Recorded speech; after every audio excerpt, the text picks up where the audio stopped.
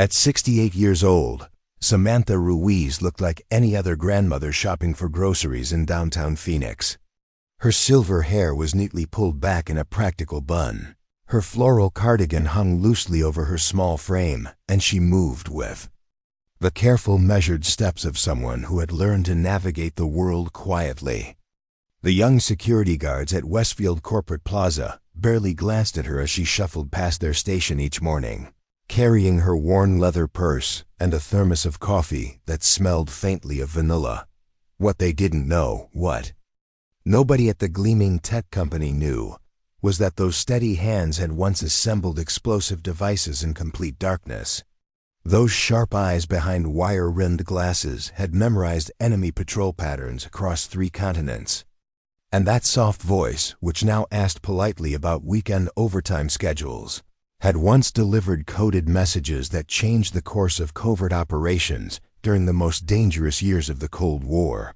But in 2024, Samantha Ruiz was just the night cleaning lady. And when the crisis came, when the million-dollar security systems failed and the corporate executives panicked, everyone would learn that sometimes the most dangerous person in the room is the one nobody sees coming. Before we jump back in, tell us where you're tuning in from, and if this story touches you, make sure you're subscribed, because tomorrow, I've saved something extra special for youth. Phoenix Corporate District hummed with the constant energy of American capitalism. At its finest, glass towers reached toward the desert sky, their mirrored surfaces reflecting the morning sun, while inside, thousands of employees worked to build the technological future.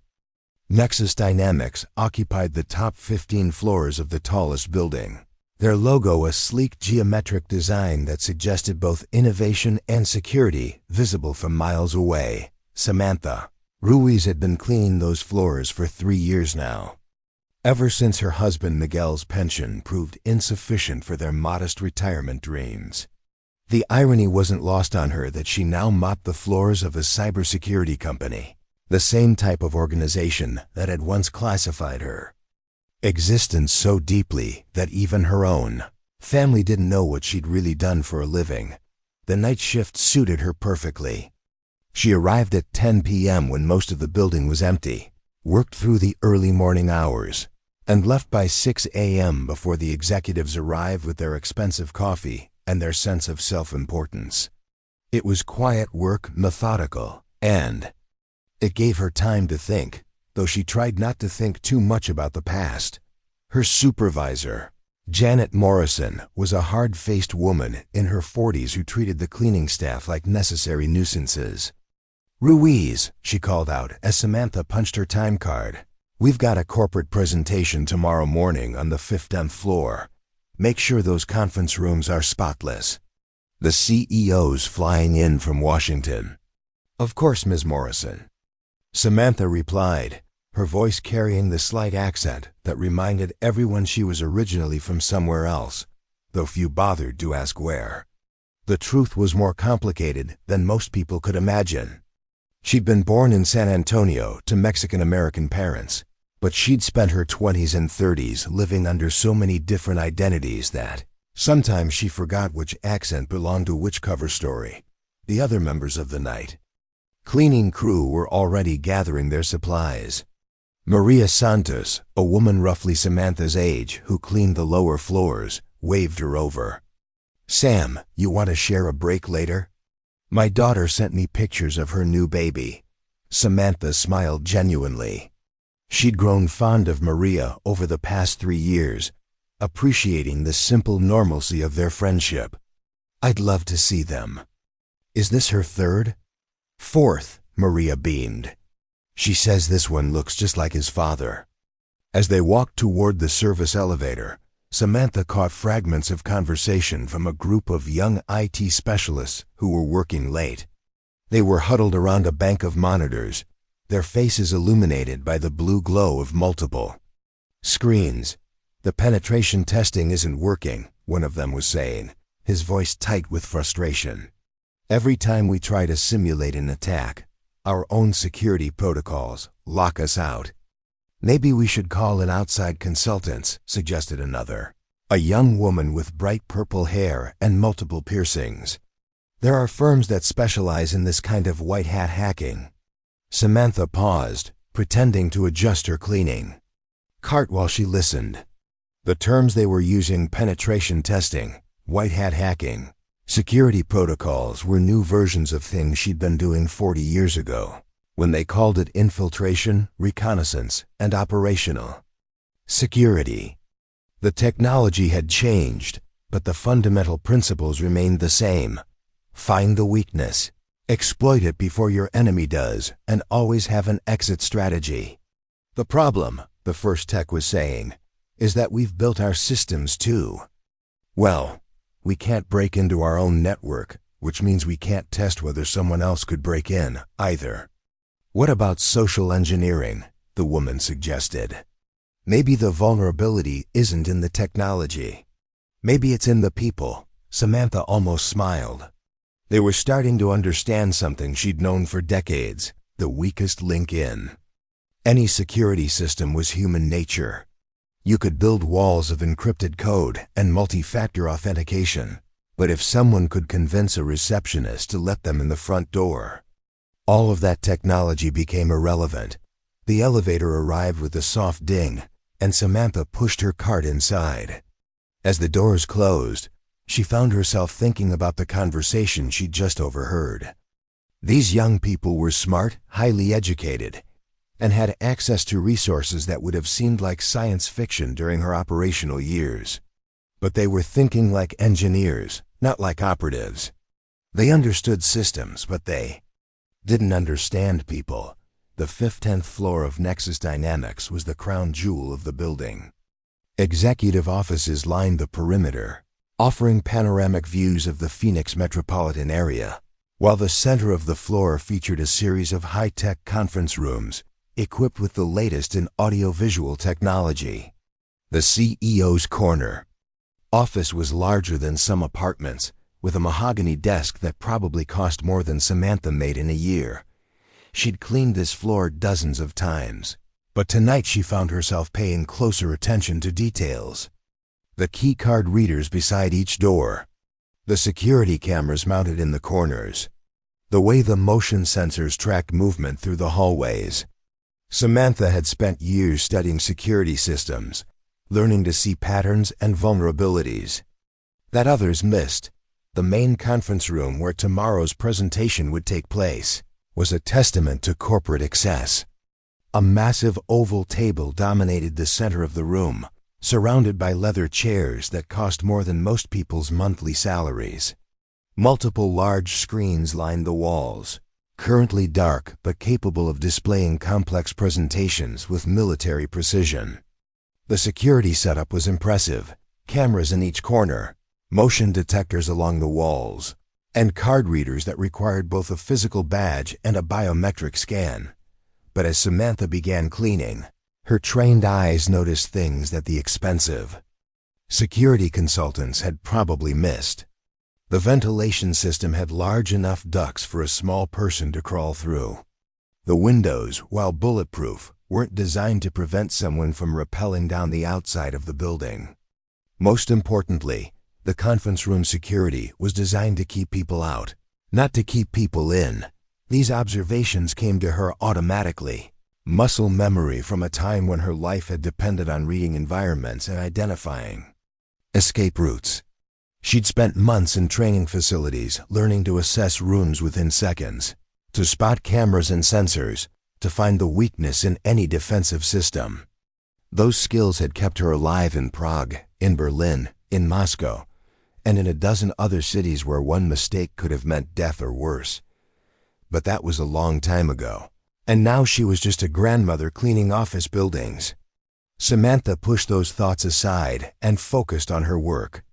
She vacuumed the expensive carpet, polished the mahogany table until it gleamed, and made sure every piece of technology was dust-free and ready for tomorrow's important presentation. As she worked, she thought about her granddaughter Sophia, who was studying computer science at Arizona State University. Sophia was brilliant, probably smarter than most of the executives who worked in this building. And she had dreams of working for a company like Nexus Dynamics someday. Samantha had encouraged those dreams while carefully avoiding any mention of her own experience with technology and security. Some secrets were better left buried. The night passed quietly, as most nights did. Samantha cleaned the offices methodically, emptied trash cans, and restocked supply closets. She nodded politely to the few employees who worked late, maintaining the invisible presence that had served her well both in her current job and in her previous career. People saw what they expected to see, an aging Hispanic woman doing work that was necessary but unremarkable. By 5 a.m., Samantha had finished the 15th floor and was preparing to leave. The sunrise was beginning to paint the eastern mountains in shades of gold and pink, and soon the building would fill with the purposeful energy of another business day. She gathered her supplies, punched out her time card, and walked to the parking garage where her 15-year-old Honda Civic waited in the section, reserved for service personnel. As she drove home through the awakening city, Samantha allowed herself a moment of satisfaction. The work was honest, if not particularly challenging, and it provided the steady income she needed. Her small house in the Maryvale neighborhood was paid for, her health was good, and she had enough saved to help Sophia with college expenses. At 68, she'd finally found the quiet life she'd never thought possible during her operational years. But deep in her mind, in the place where old habits lived on, Samantha couldn't shake the feeling that something was building. The conversation she'd overheard, the intensive security preparations, the CEO flying in from Washington. These weren't routine business operations. They felt like the preliminary moves in a larger game, the kind of game she'd once played professionally. She pulled into her driveway and sat for a moment in the gathering daylight. The neighborhood was stirring to life, dogs barking, children getting ready for school, working parents preparing for another day. It was beautifully, perfectly normal, and Samantha had worked hard to earn her place in this ordinary world. What she didn't know was that in less than 24 hours, everything would change. The skills she'd spent 3 decades trying to forget would suddenly become the only thing standing between life and death. And the quiet grandmother who cleaned office floors would have to remember how to be the operative who'd once been codenamed Ghost by both her handlers and her enemies. The peaceful morning gave no hint of the storm that was coming. Preparing and narrating the story took us a lot of time. So if you are enjoying it, subscribe to our channel. It means a lot to us.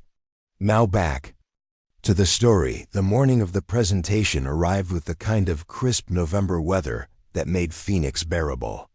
Samantha had finished her shift hours earlier, but she found herself unable to sleep. Something about the previous night's overheard conversation nagged at her, a professional instinct that refused to stay buried. She sat on her small patio with a cup of coffee, watching her neighbor Mr. Chun tend to his meticulously maintained garden. "You're up early, Sam," Chun called over the fence. He was a retired engineer who'd worked for Motorola for 30 years, and they'd developed a comfortable friendship built on shared appreciation for quiet mornings and well-maintained yards. "Couldn't sleep," she replied. "Big day at work yesterday." "Well, big day for them anyway," Chun chuckled. "The cleaning lady always sees everything but never gets credit for it. I bet you know more about what goes on in that building than most of the executives." If only he knew, Samantha thought. But she just smiled and sipped her coffee. By 7 a.m., she was dressed and ready to drive Sophia to her early computer science class at ASU.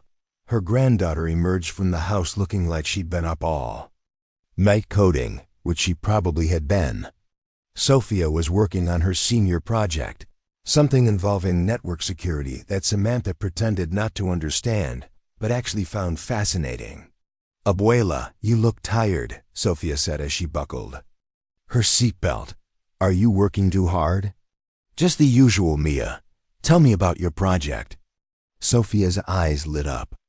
"We're trying to create an AI system that can detect social engineering attacks in real time." You know, like when hackers try to trick people instead of breaking through technical defenses. Samantha's hands tightened slightly on the steering wheel. Social engineering? Yeah, it's when criminals manipulate people psychologically to get information or access. Like calling and pretending to be IT support to get someone's password, or posing as a delivery person to get past security. The human element is always the weakest link in cybersecurity. That sounds sophisticated. It's actually pretty old school, Sophia said. These techniques have been around forever. The technology changes, but human psychology doesn't. My professor says the best social engineers are like actors. They can become anyone, convince people of anything. Samantha dropped Sophia off at the university and spent the rest of the morning running errands, but her mind kept returning to their conversation. Social engineering, human psychology, becoming someone else, these weren't just academic concepts to her. They were skills she'd mastered decades ago in training facilities that officially didn't exist. Meanwhile, at Nexus Dynamics, the 10th floor was buzzing with activity. CEO Jonathan Whitfield had arrived from Washington with a small entourage of serious-looking individuals who didn't quite fit the corporate mold. Security Director Mike Patterson was personally overseeing the final preparations, checking and rechecking every detail. I want background checks on every person who'll be in this building today, Patterson told his assistant, Rebecca Lynch. Catering staff, maintenance, even the parking attendants. Nothing gets left to chance, Lynch nodded efficiently. Already done, sir. Everyone's been vetted twice. The presentation materials are secured in the executive vault, and we've swept the conference room 3 times for electronic surveillance devices. Patterson wasn't satisfied. Something about this whole operation felt wrong. Whitfield had been cagey about the purpose of the presentation, mentioning only that it involved classified defense contracts and national security implications. The attendees list included representatives from the Pentagon, the CIA, and several defense contractors whose names Patterson recognized but couldn't discuss. What about the cleaning crew? He asked. Lynch consulted her tablet. Standard background checks came back clean. No criminal history, no security flags. Most of them have been with the building for years. Run them again, Patterson ordered. I want to know everything about everyone. What Patterson's security team found was exactly what they expected. Unremarkable service employees with mundane backgrounds. Samantha Ruiz's file showed a woman born in San Antonio, married to Miguel Ruiz, deceased, mother of 2, grandmother of 3. Previous employment included various cleaning services and a brief stint as a hotel housekeeper in Las Vegas. No criminal record. No military service. No red flags whatsoever. What the file didn't show, what no computer database in the world contained, was that, from 1976 to 1989, Samantha had been a deep cover operative for a joint CIA and S, a program so classified that it had never officially existed. Her real name during those years had been Sarah Mitchell, and she'd been responsible for infiltrating Soviet intelligence networks across 3 continents. The woman who now cleaned office buildings had once photographed nuclear facility blueprints in Siberia, planted listening devices in the Kremlin, and walked out of East Berlin with microfilm that changed the course of the Cold War. But all of that was buried under layers of classification, so deep that the only people who knew the truth were either dead or had learned to keep their mouths shut. As far as official records were concerned, Samantha Ruiz was exactly what she appeared to be, an aging grandmother earning modest wages through honest work. By 2 p.m., the Nexus Dynamics building was locked down tighter than a military installation. Armed security guards had replaced the usual rent-a-cops. Metal detectors had been installed at every entrance, and electronic surveillance equipment monitored every corridor. The 15th floor had been declared a restricted zone, accessible only to authorized personnel with special clearance. Samantha arrived for her shift early. as she always did when big events were scheduled. She wanted to complete her work on the lower floors before the evening security protocols made movement through the building more complicated. As she passed through the enhanced security screening, she noted the types of equipment being used, the positioning of the guards, and the communication protocols they were following. Old habits died hard. The security supervisor, a young man named David Torres, who treated the cleaning staff with professional courtesy, approached her in the lobby. "Mrs. Ruiz, we're going to need you to stay on floors 1 through 10 tonight. The upper floors are restricted for a corporate event." "Of course," Samantha replied. "No problem at all." What Torres didn't realize was that restricting her access had actually provided valuable intelligence. The fact that they were limiting movement suggested the event was more sensitive than a typical corporate presentation. The level of security was consistent with classified government operations, which meant tonight's meeting involved information that could affect national security. As Samantha worked her way through the lower floors, she began to notice other details. The catering staff were all new faces, probably temporary workers brought in specifically for this event. The audio-visual technicians setting up equipment in the conference rooms had military bearing, despite wearing civilian clothes. Most tellingly, the electronic countermeasures equipment she glimpsed being wheeled into the service elevators was far more sophisticated than anything a private corporation would normally require. This wasn't just a business meeting. This was an intelligence operation. Around 6 p.m., as the regular daytime employees were leaving the building, Samantha observed the arrival of the presentation attendees. They came in unmarked vehicles with tinted windows, and they moved with the practiced awareness of people accustomed to being targets. She recognized the type: government officials, military contractors, intelligence officers. The kind of people she'd once briefed in secure facilities around the world. One face in particular caught her attention: a man in his 50s with silver hair and the ramrod posture of a career military officer. He moved with authority and was clearly in charge of the group's security arrangements. Something about him was familiar, though she couldn't place where she might have seen him before. As the evening progressed, Samantha continued her work while keeping mental notes of everything she observed. The building's normal rhythms had been completely disrupted. Security patrols followed predictable patterns. Communication protocols were being used incorrectly, and the temporary staff were displaying nervousness that suggested they weren't accustomed to high-security operations. In her operational days, Samantha would have been taking photographs, making sketches, and preparing intelligence reports. Tonight, she was simply cleaning floors and emptying trash cans. But her mind was automatically cataloging vulnerabilities and processing information in ways that her current employers couldn't imagine. At 8 p.m., she was mopping the third-floor hallway when she heard the explosion. It wasn't large, more like a car backfiring than a bomb detonating, but Samantha recognized the sound immediately. Somewhere in the building, someone had used an explosive device to breach a secured area. The lights flickered, emergency alarms began wailing, and she could hear shouting from the upper floors. Samantha set down her mop and listened carefully to the sounds echoing through the building. Multiple explosions, coordinated timing, systematic progression through the security zones. This wasn't vandalism or an accident. This was a professional assault, carried out by people who understood exactly what they were doing. The invisible grandmother, who cleaned office floors, suddenly found herself in the middle of a situation that required skills she'd spent decades trying to forget.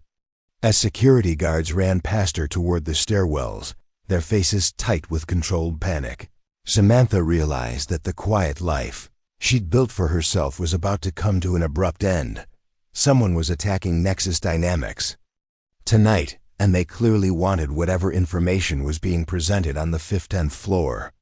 The question was whether anyone in the building had the training and experience necessary to stop them. The answer to that question was standing in a third-floor hallway. holding a mop and wearing a floral cardigan that concealed muscles maintained through decades of disciplined exercise and instincts sharpened by years of mortal danger. Samantha Ruiz was about to remember who she really was. The second explosion came from the building's main electrical room, plunging half the structure into darkness. Emergency lighting kicked in, casting eerie red shadows through the corridors as the building's sophisticated security systems began failing in sequence. Samantha pressed herself against the wall, her mind automatically shifting into tactical assessment mode. 3 explosions so far, 1 in the parking garage to eliminate escape routes, 1 in the main electrical system to disrupt communications and surveillance, and a third that sounded like it came from the building's central server room. This wasn't random terrorism, this was a precision operation designed to isolate the 15th floor and trap the high-value targets inside. The attackers knew exactly what they were doing. Over the building's failing intercom system, she could hear Security Director Patterson's voice, tight with controlled panic. "All units, we have multiple breaches. Lockdown protocols are in effect. Repeat, full lockdown protocols." But Samantha could already tell that the lockdown was failing. The electronic locks that secured the building's access points required power and network connectivity, both of which were being systematically eliminated. Whoever was conducting this operation had studied Nexus Dynamics security architecture thoroughly enough to know precisely where to strike. From her position on the 3rd floor, she could hear boots thundering up the stairwells, too many to be just security guards responding to the crisis. The attackers were already inside the building, moving with military precision toward their objective. Based on the sound patterns and timing, she estimated at least 8 hostiles, probably more, equipped with professional gear and following a carefully rehearsed plan. A new voice crackled over the emergency frequency, speaking with calm authority. That cut through the chaos. "Building occupants, this is Commander Viktor Petrov of the Crimson Dawn organization. Your building is now under our control. Cooperate fully, and no one will be harmed." Samantha's blood went cold. She knew that name not personally, but professionally. During her operational years, Crimson Dawn had been a mercenary organization specializing in high-value extractions and industrial espionage. They worked primarily for Eastern European clients and had a reputation for meticulous planning and ruthless efficiency. If they were here, it meant someone with serious resources wanted whatever was in that 15th floor. Conference room. "We require immediate access to the presentation materials currently located on floor 15, Petrov continued. "All security personnel will stand down immediately. Any resistance will result in casualties." Through the emergency lighting, Samantha could see panicked employees huddle in offices and conference rooms throughout the lower floors. Most were corporate workers who had never experienced anything more dangerous than a fire drill. They were following standard protocol: hide, stay quiet, wait for law enforcement to resolve the situation. But law enforcement was at least 20 minutes away, and Crimson Dawn had already demonstrated they could neutralize the building's defenses in under 5 minutes. Whatever they were after, they would have it long before the cavalry arrived. Samantha made her way carefully to a window facing the parking garage. In the dim emergency lighting, she could see muzzle flashes and the distinctive silhouettes of armed figures moving with tactical precision. The building's security guards were outgunned and outmaneuvered, falling back to defensive positions that were being systematically overrun. More concerning was what she observed in the parking structure: 3 unmarked vans positioned to block all exits, and what appeared to be electronic jamming equipment designed to prevent cell phone communication. This wasn't just an assault, it was a complete isolation operation. The smart play would be to find a hiding spot and wait for it to be over. Samantha was 68 years old, officially retired, and had no responsibility for what happened in this building beyond emptying trash cans and mopping floors. She could barricade herself in a supply closet and emerge when the shooting stopped. Just another innocent bystander caught in someone else's war. But as she listened to the sounds of combat moving closer, her mind involuntarily began calculating tactical options. The stairwells were compromised, but the service elevators might still be functional on emergency power. The building's ventilation system provided alternative movement routes for someone small and agile enough to use them. Most importantly, the attackers were focused on reaching the 15th floor quickly, which meant they were following predictable assault patterns that could be exploited. 30 years of training. Don't disappear just because you retire. A burst of automatic weapons fire from the floor above snapped her attention back to the immediate situation. The attackers had reached the 4th floor and were encountering resistance from building security. From the sound of it, the guards were making a fighting withdrawal, but they were clearly outmatched. Samantha opened her cleaning cart and removed what appeared to be standard janitorial supplies, spray bottles, cleaning rags, and industrial chemicals. To anyone watching, she was just a frightened custodian gathering her things. What they wouldn't notice was how she was selecting specific items, with the practiced efficiency of someone who understood chemistry and improvised weapons. The spray bottle labeled glass cleaner actually contained a mixture of ammonia and bleach that, when combined correctly, could produce chlorine gas. The floor wax was acidic enough to eat through metal when concentrated. And the industrial cleaning solvents, while perfectly legal for their intended purpose, could be recombined into compounds that would have impressed her old colleagues. In the CIA's Technical Services Division, she'd learned to hide weapons in plain sight decades ago, and old habits died hard. Moving carefully through the darkened corridors, Samantha made her way toward the building's central core. If she was going to do anything useful, she needed to understand exactly what the attackers were after and how they planned to get it. The sounds of combat were intensifying above her, which meant the security forces were putting up more resistance than Crimson Dawn had anticipated. That was both good and bad news. Good because it meant the operation was taking longer than planned, giving law enforcement more time to respond. Bad because prolonged resistance would likely result in casualties among the innocent employees trapped in the building. Near the central elevator bank, she found 3 security guards who had taken defensive positions behind overturned desks. They were young, scared, and clearly out of their depth. Their leader, a man whose name tag read Ramirez, was trying to coordinate with his superiors over a radio that was producing mostly static. "Base, this is Ramirez. We've got hostiles on floors 5 through 8. Request immediate backup and tactical support." The radio crackled with fragments of Patterson's voice. Double quotes ...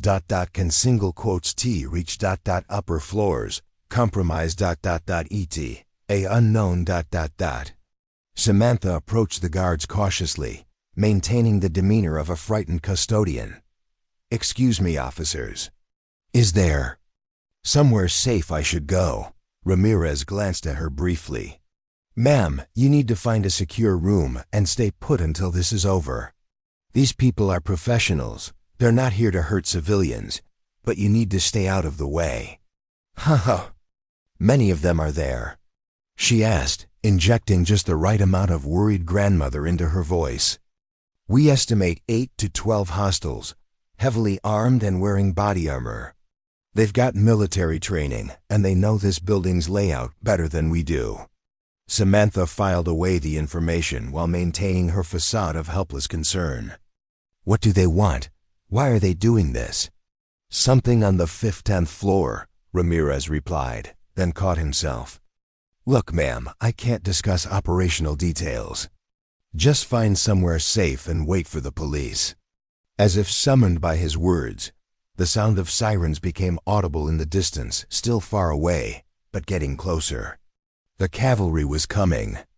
But slowly, from the stairwell above came the distinctive sound of flashbang grenades detonating, followed by more automatic weapons fire. The attackers were making steady progress upward, neutralizing resistance floor by floor with professional efficiency. Samantha thanked the guards and moved away, ostensibly looking for a place to hide. In reality, she was positioning herself to observe the attackers' movement patterns and communication protocols. If she was going to act, and despite every instinct telling her to stay hidden, she was beginning to accept that she might have to, she needed to, understand exactly what she was dealing with. The answer came sooner than expected. Through a window facing the building's courtyard, she saw a figure rappelling down from the roof toward the 10th floor windows.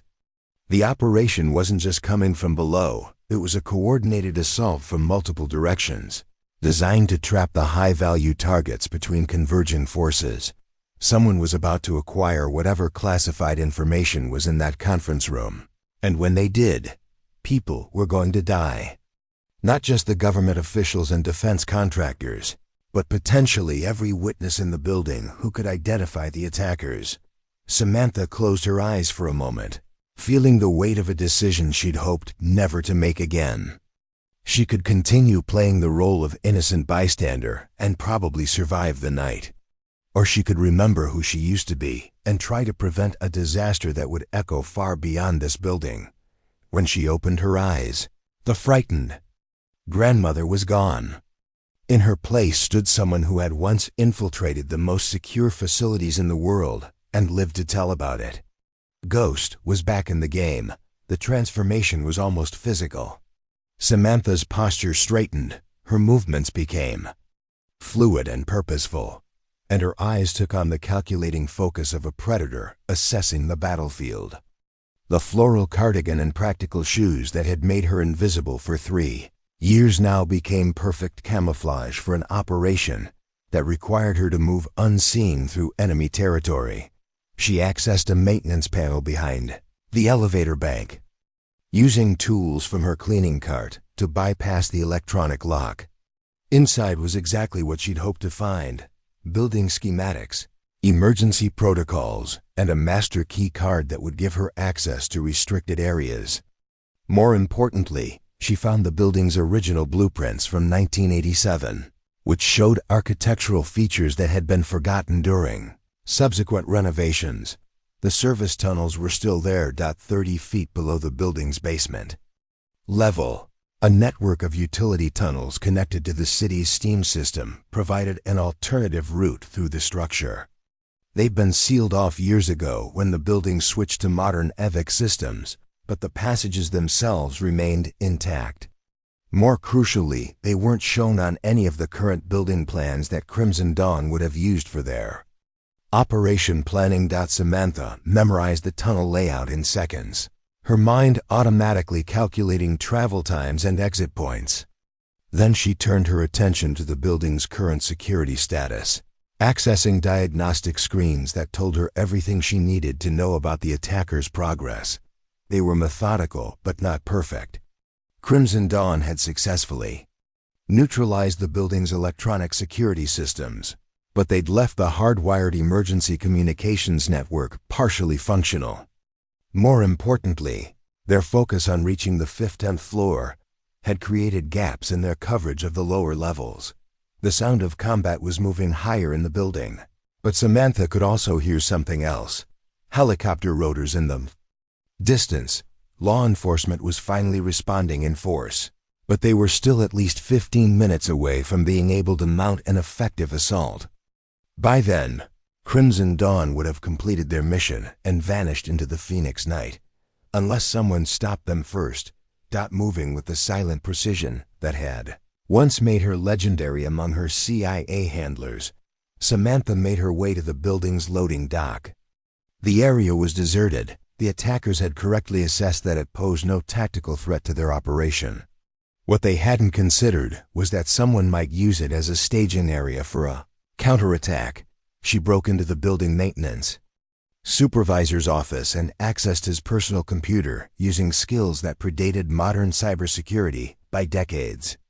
Sometimes the old ways were still the best ways, especially when dealing with people who expected digital complexity rather than simple lockpicking and password guessing. The maintenance database gave her everything she needed. Real-time status of every system in the building, including ones that Crimson Dawn didn't know existed. The original construction had included several features that weren't in the public records, including a pneumatic tube system that connected every floor and a backup power grid that could be manually activated from the sub-basement. But most importantly, she found what she was really looking for. The building's fire suppression system could be manually triggered from multiple locations, and it wasn't dependent on the main electrical grid that the attackers had compromised. Samantha began moving through the building with purpose, using service corridors and maintenance shafts that allowed her to bypass the areas where Crimson Dawn was operating. Her body moved with muscle memory that 3 decades of retirement hadn't been able to erase: the way to distribute weight when moving across creaky floors, how to time footsteps to mask sound, where to position herself to avoid security cameras. That might still be functional. On the 7th floor, she encountered her first direct evidence of the attacker's work.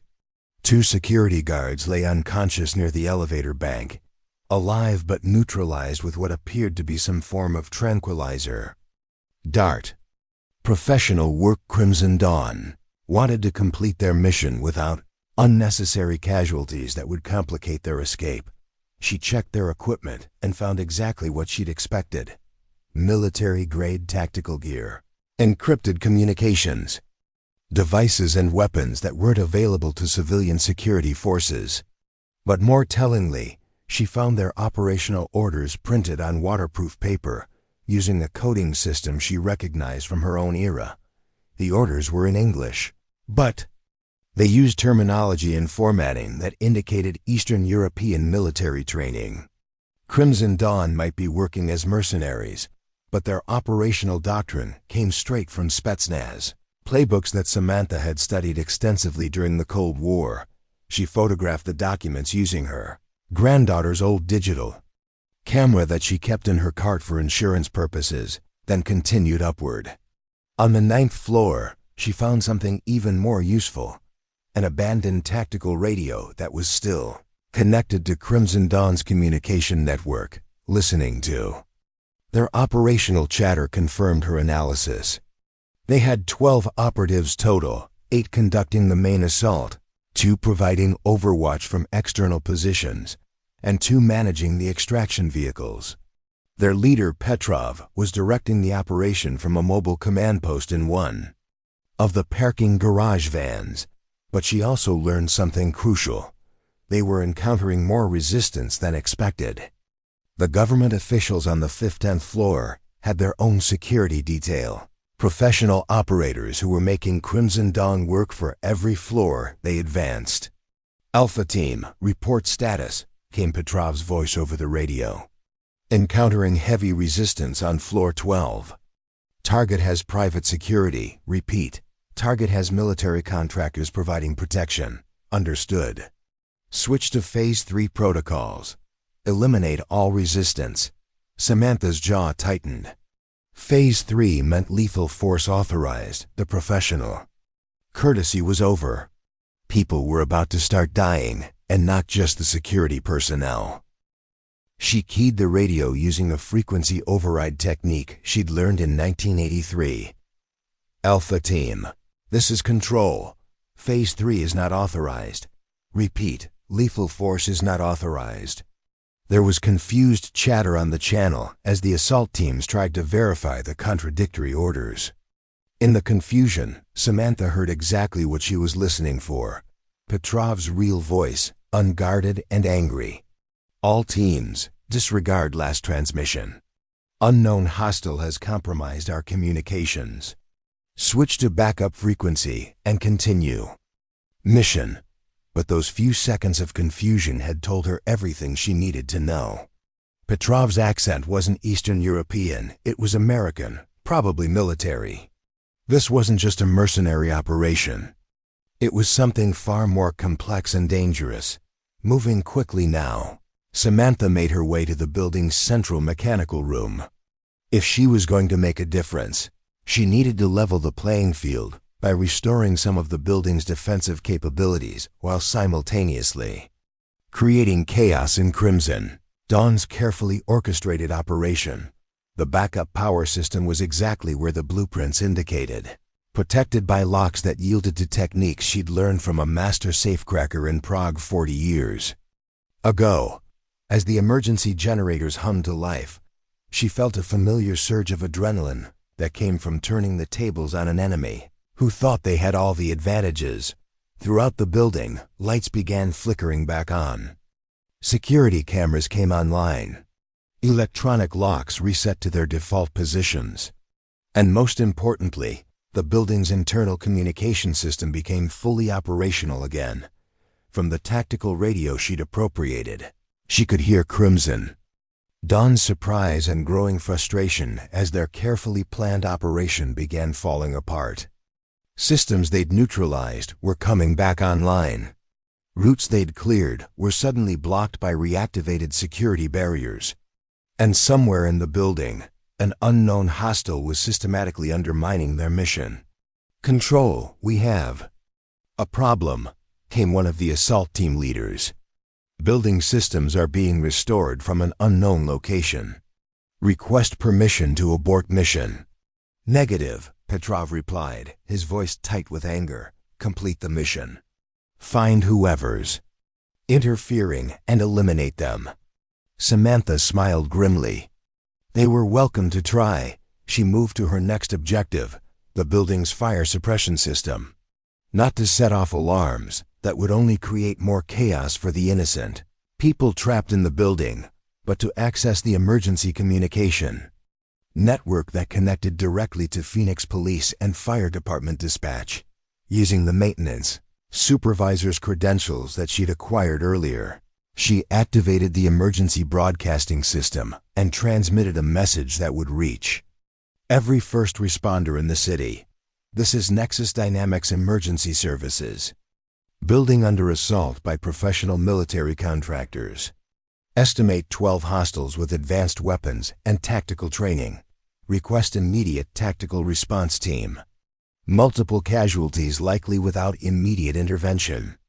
Then she added something that would ensure the message got the attention it deserved. "Intelligence sources indicate this may be connected to classified defense contracts involving national security assets." The magic words.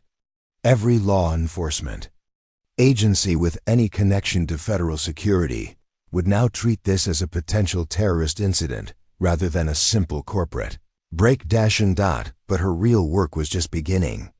Crimson Dawn was still advancing toward their objective, and people were still going to die unless someone with the right skills and experience stopped them. Samantha checked the improvised weapons she'd assembled from cleaning supplies, ensured her appropriated radio was functioning properly, and began planning her approach to the upper floors. For the first time in 30 years, Ghost was going back into action. The tactical situation changed dramatically when Samantha reached the 10th floor. Through the restored security cameras, she could monitor Crimson Dawn's movements in real time, and what she saw confirmed her worst fears. They weren't just extracting information, they were preparing to eliminate witnesses. 2 operatives were moving methodically through the lower floors, checking offices and conference rooms where employees had taken shelter. They weren't killing anyone yet, but they were taking photographs and recording names, creating a target list for later cleanup operations. On the upper floors, the main assault team had reached the 13th level and was encountering fierce resistance from what appeared to be a professional security detail.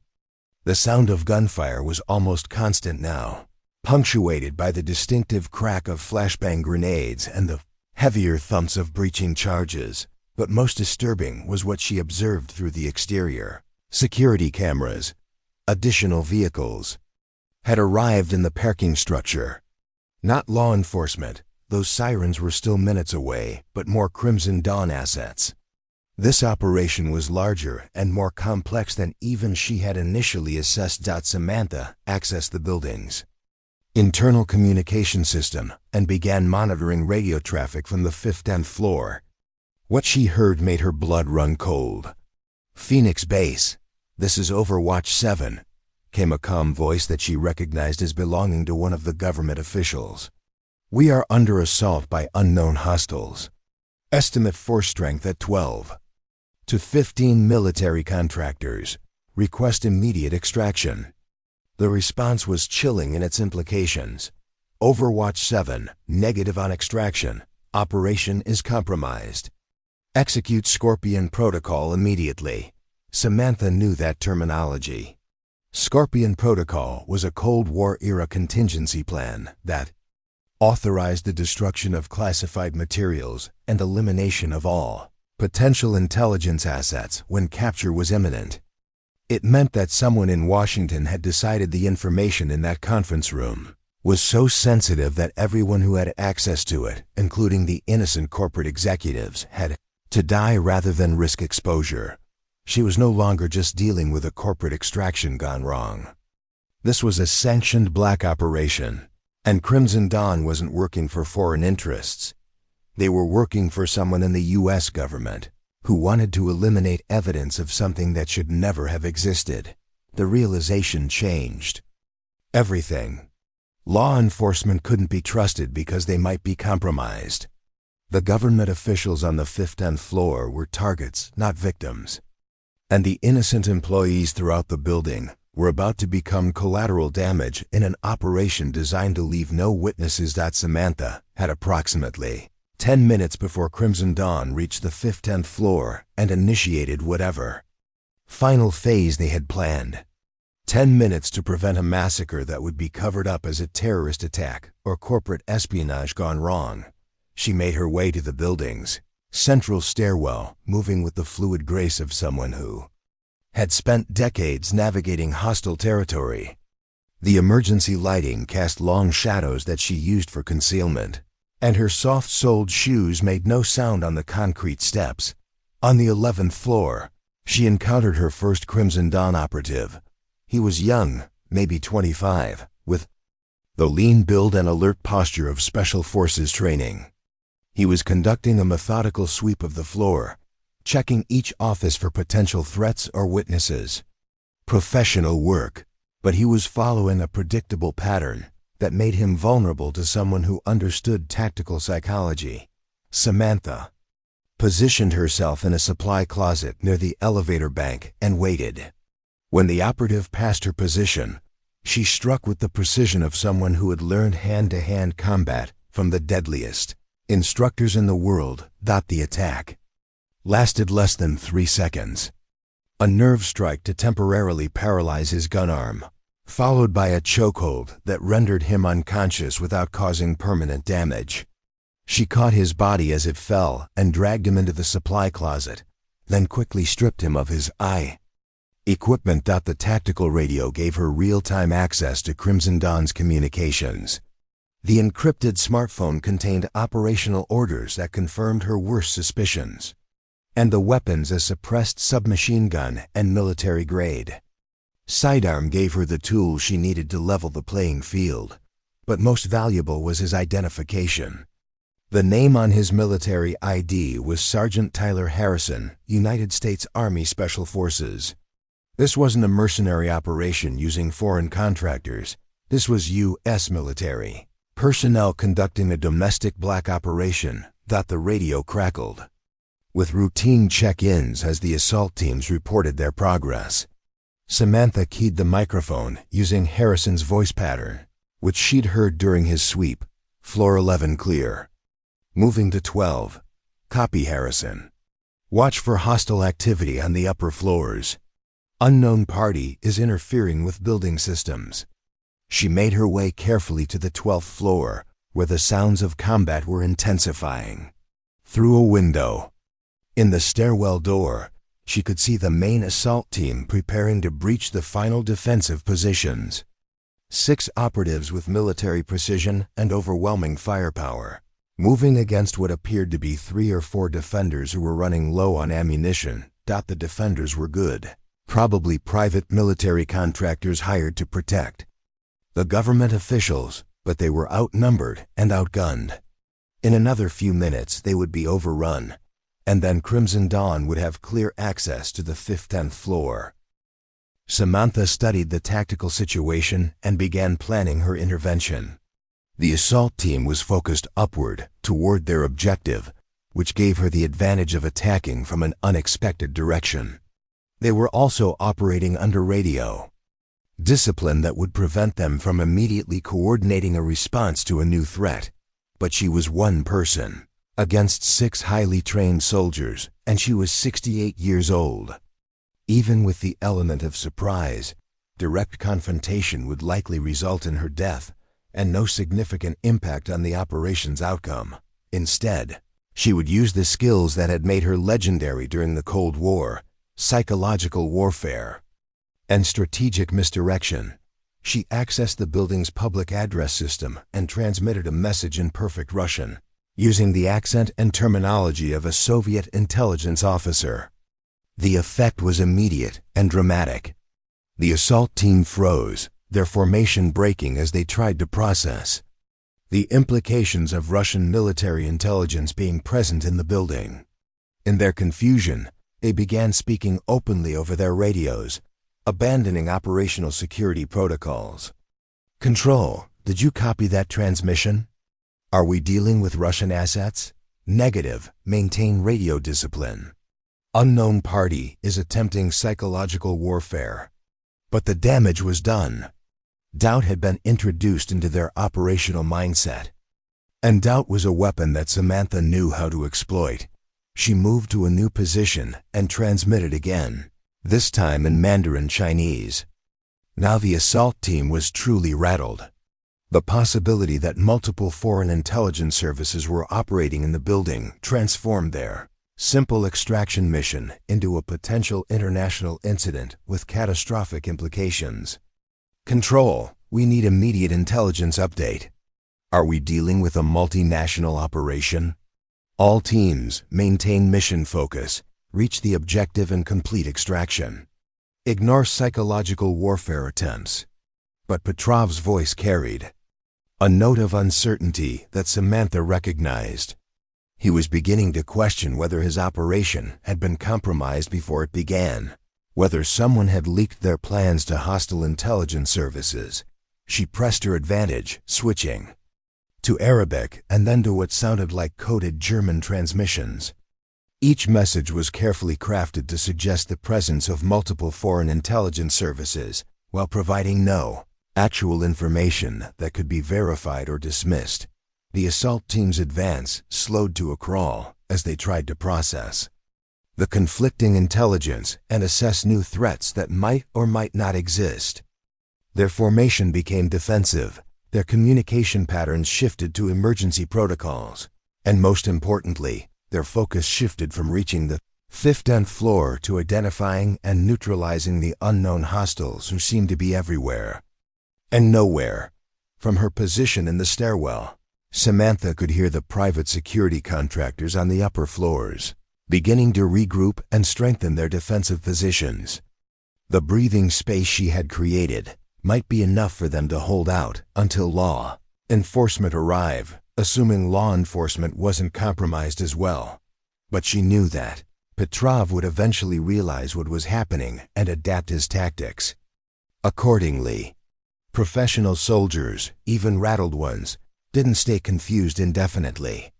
She had maybe 5 more minutes before they resumed their advance with renewed determination. 5 minutes to turn a tactical delay into a strategic victory. She checked her appropriated weapons, confirmed her escape routes, and began planning her next move. The psychological warfare had been effective, but now it was time for more direct action. Ghost was about to remind Crimson Dawn why some Cold War operatives had never really retired. They had just been waiting for the right moment to prove that experience and cunning could still triumph over youth and technology. The real fight was about to begin. Petrov's voice cut through the radio, chatter with the authority of someone who had finally identified the real threat. "All teams, we have a single hostile using psychological warfare and building systems against us. This is not foreign intelligence. This is one person with advanced training. Find them and eliminate them immediately." Samantha smiled grimly as she monitored the transmission. Petrov was smarter than she'd hoped, but his realization had come too late to salvage his carefully orchestrated timeline. The assault on the 15th floor had been delayed by nearly 15 minutes, and she could hear the distant sound of police, helicopters finally approaching the building. But now she faced a new problem. Instead of one focused assault team moving toward a single objective, she was dealing with multiple hunter-killer teams actively searching for her throughout the building. The hunted had become the hunter, but the roles could reverse again at any moment. She moved quickly to the building's central mechanical room, where the restored power systems gave her access to every electronic system in the structure. Using skills that predated modern cybersecurity by decades, she began implementing a strategy that her old CIA instructors would have recognized: divide and conquer through information warfare. First, she accessed the building's elevator control system and began sending the cars to random floors, with their doors opening and closing in patterns that would suggest movement by multiple individuals. Then she activated motion sensors throughout the building in sequences that implied coordinated team movements where none existed. The effect on Crimson Dawn's communications was immediate and satisfying. Contact on floor 7. Movement in the east stairwell. Multiple hostiles, floors 4 through 9. Petrov's frustration was audible as he tried to coordinate responses to threats that existed only in the building's electronic systems. All teams, verify visual contact before engaging. Do not waste ammunition on sensor ghosts. But the damage was done. Crimson Dawn's assault teams were now scattered throughout the building, chasing phantoms while the real threat moved freely between them. More importantly, their focus had shifted completely away from the 15th floor, giving the defenders their time to consolidate their positions and prepare for the eventual breakthrough. Samantha's radio crackled with an unexpected transmission, on a frequency that made her blood run cold. "Ghost, this is Control. We know you're listening." The voice was older, cultured, with the slight Boston accent of someone educated at Harvard or Yale. But more importantly, it was a voice she recognized from briefings 40 years ago. Colonel William Ashford, who had been her handler during some of her most sensitive operations. "Ghost, you were always my best operative. It's unfortunate that you've chosen to interfere with a sanctioned operation." Samantha keyed the radio with deliberate calm. "Hello, William. Still playing games with other people's lives, I see. This isn't a game, Sarah. This is national security. The information on that 15th floor could destabilize international relations and compromise decades of intelligence operations.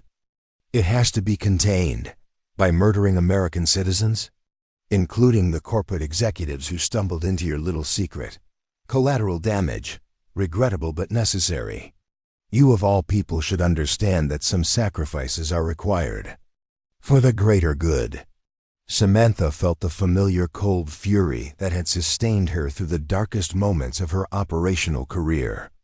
"I understand that you've become exactly the kind of person we used to fight against. The world changed after 9/11, Sarah. The old rules don't apply anymore. Stand down and walk away. You've earned that much." "I earned the right to choose my own battles, William, and I choose this one." She switched off the radio and destroyed it, denying them the ability to track her through electronic emissions. But Ashford's involvement explained everything: the military precision of the operation, the access to classified protocols, and the willingness to eliminate American citizens to protect government secrets. This wasn't just a black operation. It was a deep state cleanup mission designed to eliminate evidence of something so damaging that even innocent witnesses had to die. Moving with renewed purpose, Samantha made her way toward the 15th floor, using the service shafts and maintenance corridors that Crimson Dawn still didn't know existed. If she was going to make a difference, she needed to reach the people they were trying to kill and find out exactly what information was worth committing mass murder to suppress. The ascent took her through areas of the building that hadn't been accessed in years. Dusty crawl spaces filled with abandoned telecommunications cables, forgotten storage rooms containing building maintenance records from the 1980s, and service shafts that required the flexibility of someone half her age to navigate, but every muscle memory from her training was still intact. The way to distribute her weight across ceiling supports, how to move through confined spaces without making noise, where to find purchase when climbing vertical shafts in complete darkness. Her body might be 68 years old, but it had been maintained through decades of disciplined exercise and was still capable of feats that would challenge operatives half her age. On the 14th floor, she finally encountered serious resistance. 2 Crimson Dawn operatives had positioned themselves to guard the main access routes to the 15th floor, and they were scanning for threats with night vision equipment and motion detectors, but they were positioned to detect conventional approaches, someone coming up the stairs or using the elevators. They weren't watching the old pneumatic tube system that connected every floor of the building, a relic from an era when important documents were transported by compressed air rather than electronic transmission. Samantha accessed the tube system through a maintenance panel that required tools and knowledge that only building engineers would possess. The tubes were large enough for a small person to crawl through, and they provided direct access to every floor without using conventional routes that would be monitored. The journey through the pneumatic system was claustrophobic and exhausting, but it delivered her directly into the 15th floor executive area without triggering any of Crimson Dawn's security measures. She emerged in a supply closet near the main conference room, dust-covered and breathing hard but undetected. The sounds of combat were much closer now. Through the conference room windows, she could see muzzle flashes from the stairwells as the private security contractors maintained their defensive positions. But she could also hear Crimson Dawn operatives moving through the adjacent floors, systematically clearing resistance and preparing for their final assault. She had maybe 5 minutes before they breached the conference room where the government officials were holed up with whatever information was worth killing for. Samantha checked her appropriated weapons and began planning her approach to the conference room. The smart play would be to contact the defenders and coordinate a joint defense, but she had no way of knowing who could be trusted. If Ashford was involved, anyone in that room could be compromised. Instead, she would do what she'd always done best: gather intelligence first, then act based on facts rather than assumptions, using techniques learned from the best surveillance specialists in the CIA. She positioned herself to observe and record everything happening in the conference room. What she saw through the reinforced windows made her understand why people were willing to commit mass murder to keep it secret. The conference table was covered with documents that bore classifications she recognized from her deepest black operations. Maps showing locations that officially didn't exist. Photographs of facilities that had been denied by 3 administrations. And financial records that traced funding for operations that Congress had never authorized. But most damning were the personnel files scattered across the table, pictures and dossiers of American citizens who had been targeted for elimination by their own government. Journalists who had asked the wrong questions. Whistleblowers who had tried to expose illegal activities. Even former operatives like herself who knew too much about programs that had never officially existed. She was looking at evidence of a systematic program to eliminate American citizens who threatened the deep state's most sensitive operations.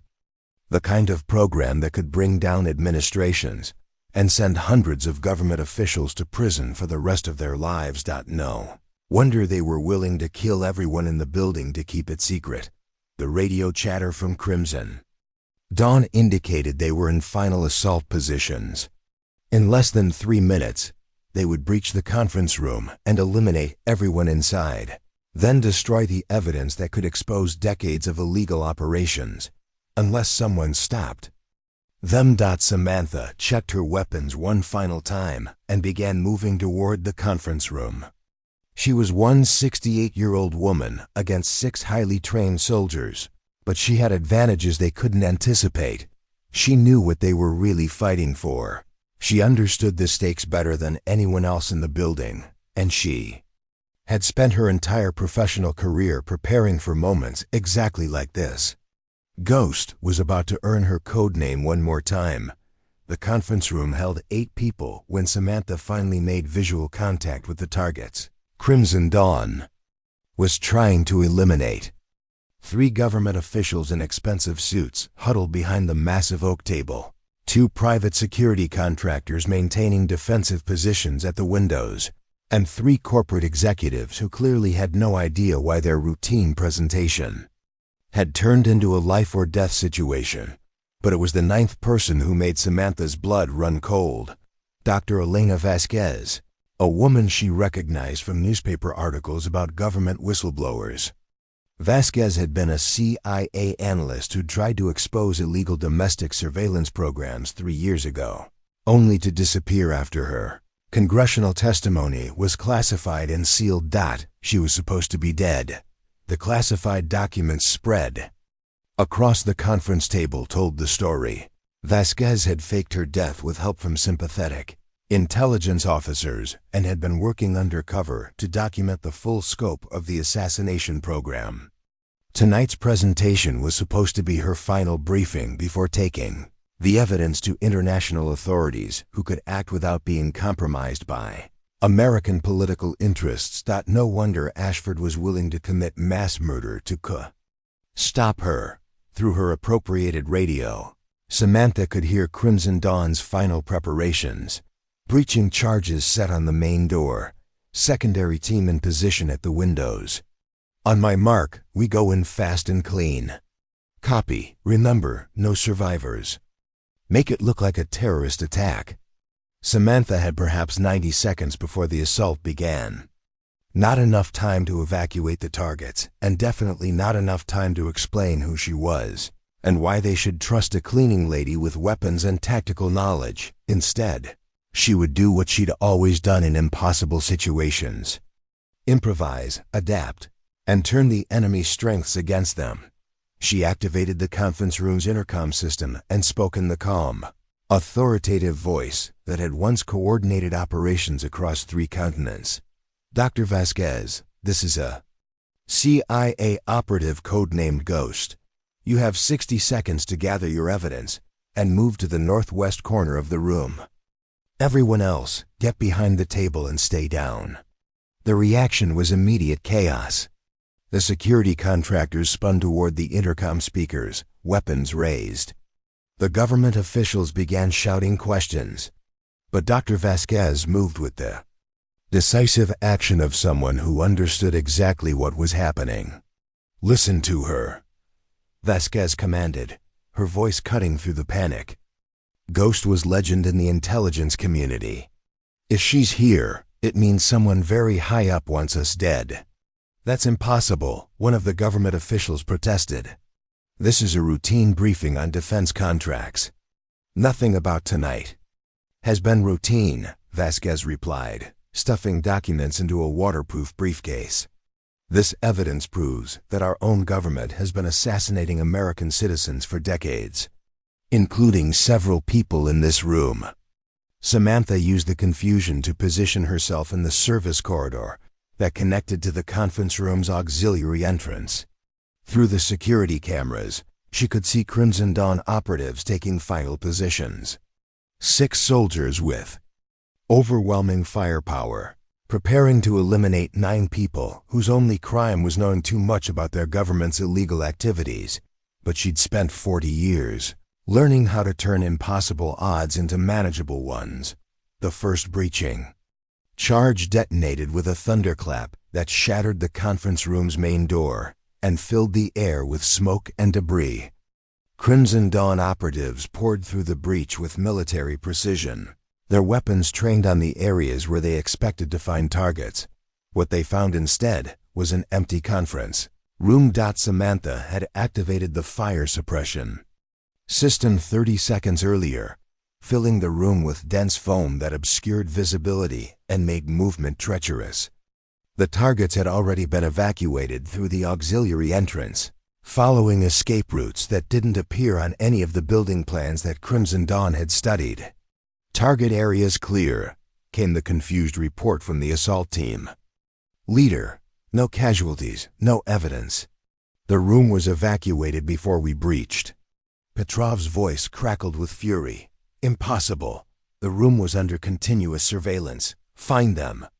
But Samantha was already 3 moves ahead. While Crimson Dawn searched the empty conference room, she was leading the evacuees through maintenance corridors toward the building's original bomb shelter, a Cold War-era facility that had been sealed off during renovations but remained structurally intact. The shelter was exactly where the 1962 architectural plans indicated, 3 levels below the official basement, accessible only through service tunnels that required manual operation of mechanical locks that predated electronic security by decades. "Where are you taking us?" demanded one of the government officials, a man whose expensive suit was now covered with dust and fire-suppressant foam. "Somewhere they can't follow," Samantha replied, leading them down a maintenance ladder that descended into darkness. The building's original nuclear fallout shelter, built in 1962, forgotten by 1975, and not shown on any modern blueprints. Dr. Vasquez understood immediately. "You're buying time for the evidence to be transmitted to safe locations." "Among other things," Samantha confirmed, activating a communications device that she'd hidden in the shelter during her months of preparation. She'd learned long ago that successful operations required contingency plans for contingency plans. Device connected to a satellite network that bypassed all terrestrial communication systems, allowing secure transmission of data to locations around the world. Whatever evidence Vasquez had gathered would be safely distributed to international intelligence services, investigative journalists, and congressional oversight committees within minutes. But more importantly, it would trigger automatic release of insurance files that several former intelligence operatives had established over the years dead, manned switches that would expose decades of illegal activities if anything happened to the people who knew about them. "My God," whispered one of the corporate executives as he watched classified documents being transmitted to secure servers around the globe. "What have we stumbled into?" "The truth," Vasquez replied grimly, "about what happens when intelligence agencies decide they're above the law and the Constitution." Above them, Samantha could hear Crimson Dawn operatives systematically searching the building for their escaped targets. But the sounds were growing more distant and confused as police tactical teams finally breached the building's perimeter and began their own assault. The radio chatter she monitored told a story of complete operational breakdown for Ashford's Black Operation, unknown law enforcement assets breaching from multiple directions, Phoenix PD, FBI, and what appears to be military contractors. "All teams, abort mission and execute escape protocols immediately." But Petrov's escape protocols hadn't accounted for someone who understood the building better than his own operatives did.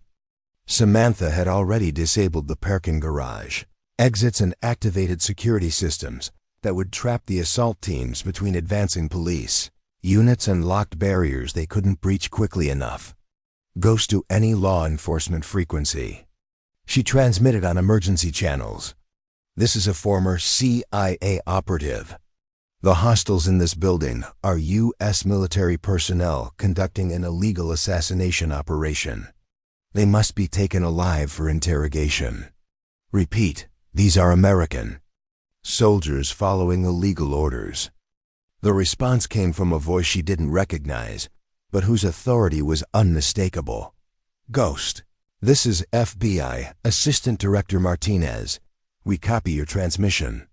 Can you provide intelligence on hostile positions and capabilities?" For the next 20 minutes, Samantha served as tactical coordinator for one of the most complex law enforcement operations in Phoenix history. Using her access to building systems and her real-time intelligence on Crimson Dawn positions, she guided federal agents through the structure, while ensuring the escaped targets remained hidden in the bomb shelter. One by one, Crimson Dawn operatives were captured or neutralized.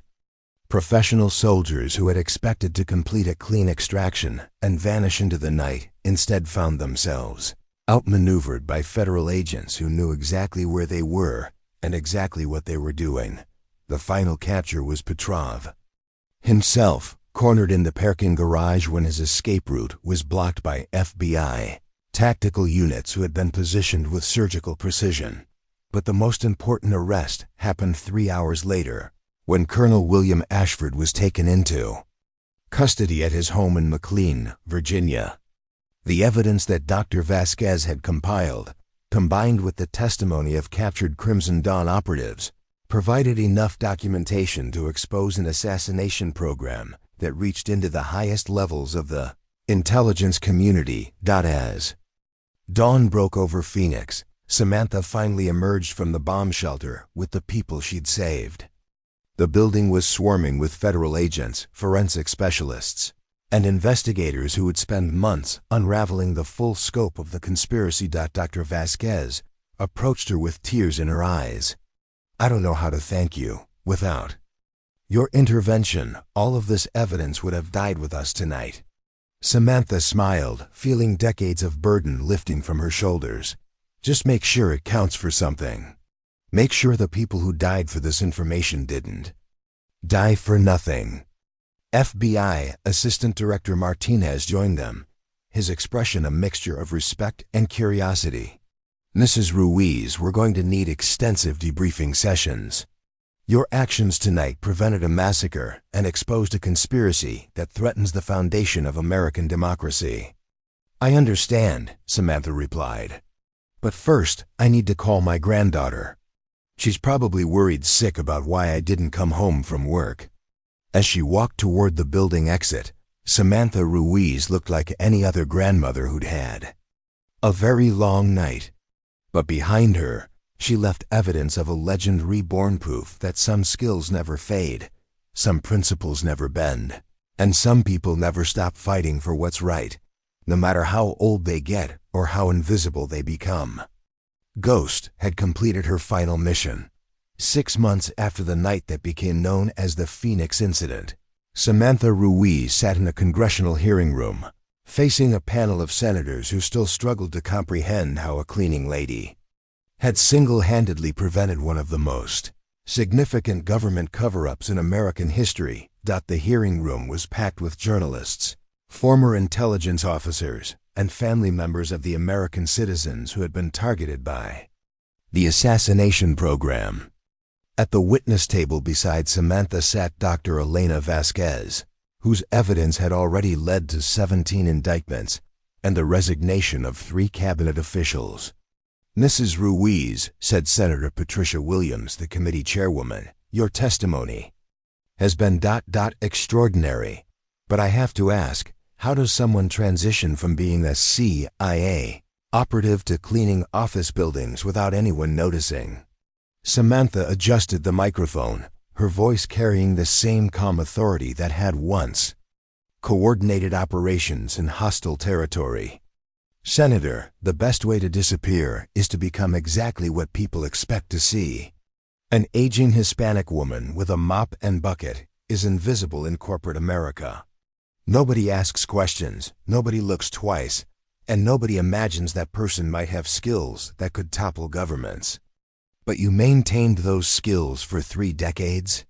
You never really retire from this work, Senator. The training becomes part of who you are.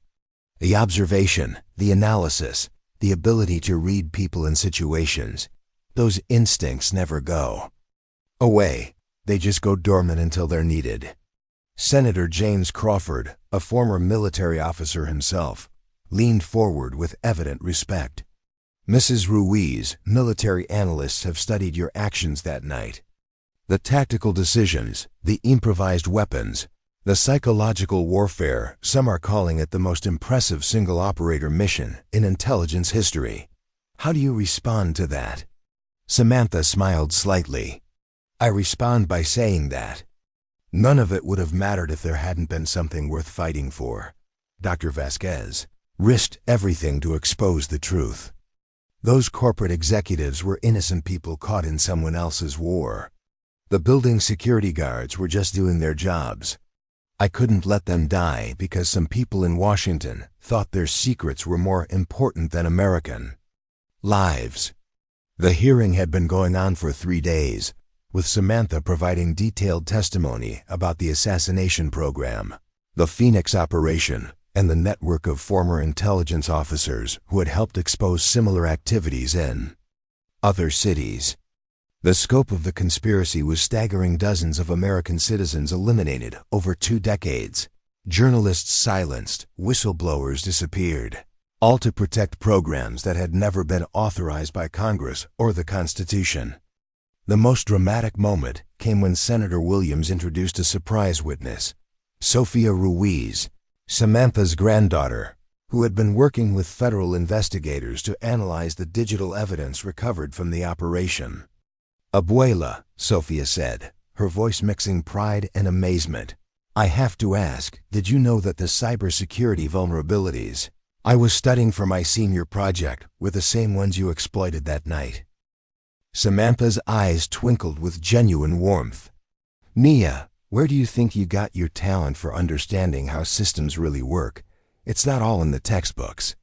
The laughter that rippled through the hearing room was quickly suppressed as the gravity of the situation reasserted itself. This wasn't just a family reunion, it was a reckoning with decades of illegal government activity. Dr. Vasquez took the microphone.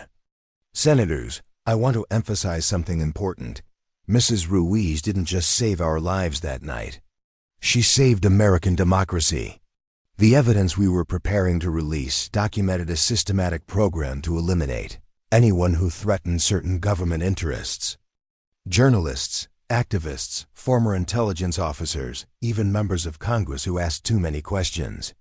"How extensive was this program?" Senator Williams asked. "We've identified at least 47 American citizens who were targeted for elimination between 2001 and 2024. Some died in apparent accidents, others in staged suicides or random crimes. But they all had one thing in common. They knew something that powerful people wanted kept secret." The hearing room fell silent as the full implications sank in.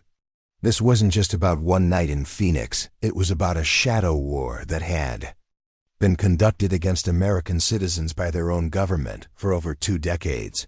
Senator Crawford's voice was grim. "Mrs. Ruiz, in your professional opinion, how high did this conspiracy reach?" "Higher than any of us want to believe, Senator. The operation that night required authorization from someone with access to classified military assets, intelligence, files, and black operation funding. Colonel Ashford didn't have that kind of authority on his own. He was taking orders from someone much more senior. The investigation that followed the Phoenix incident had already reached into the highest levels of government. The Secretary of Defense had resigned under pressure. The CIA director had been fired. 3 senators and 5 members of the House of Representatives were under investigation for their connections to the program's funding. But perhaps the most significant outcome was the transformation of Samantha herself. The woman who had spent 3 years being invisible was now one of the most recognizable faces in America. News organizations called her the grandmother spy. Late-night talk show hosts made jokes about checking their cleaning staff's backgrounds. And security companies across the country were desperately trying to hire her as a consultant. "Mrs. Ruiz," Senator Williams continued, "what do you plan to do now? The CIA has offered to reinstate you with full honors. Several private security firms have made lucrative offers. You could write books, give speeches, become wealthy from your story." Samantha considered the question for a moment. "Senator, for 3 years I was just a grandmother who cleaned office buildings. Before that, I was an operative who spent decades in shadows, unable to tell anyone, including my own family, what I really did for a living. For the first time in my adult life, I have the chance to be both things: the woman who raised a family and the professional who served her country." And what does that look like? It looks like training the next generation. Teaching young intelligence officers that technology is just a tool. The real work happens between human beings. It looks like helping corporate security understand that the biggest threats don't always come through firewalls and encrypted communications. And it looks like making sure that what happened in Phoenix never happens again. FBI Assistant Director Martinez, who had been observing the hearings, approached the witness table during a recess. "Mrs. Ruiz, we've established a new division within the Bureau focused on domestic intelligence threats. We could use someone with your experience to head it up." Samantha looked at him thoughtfully. "What kind of threats?" "The kind where American citizens need protection from their own government. The kind where experience matters more than technology, and where someone needs to ask the hard questions that everyone else is afraid to ask." It was exactly the kind of challenge that Ghost had spent her career preparing for. 3 months later, Samantha Ruiz walked into a new office in the J. Edgar Hoover Building in Washington, D.C. The nameplate on her door read Domestic Intelligence Oversight Division. Her staff consisted of former intelligence officers, reformed hackers, investigative journalists, and corporate security specialist people who understood that protecting democracy sometimes meant investigating the people entrusted to preserve it. On her desk was a photograph of her granddaughter Sophia, who had graduated summa cum laude with a degree in cybersecurity and was now working for the FBI's Cyber Division. Next to it was a letter from Dr. Vasquez, who had been appointed to head a new Congressional Oversight Committee with authority to investigate intelligence operations. But the item Samantha treasured most was a simple thank you card from the families of the corporate executives who had been in that conference room. People who had gone to work expecting a routine day and instead found themselves caught in a conspiracy that reached the highest levels of government. People who were alive because someone had been willing to remember that protecting innocence was more important than following orders on at 68 years old. Samantha Ruiz had finally found the job she was meant to have: guardian of the guardians, protector of those who protected democracy, and living proof that sometimes the most dangerous person in the room is the one nobody sees coming, the invisible.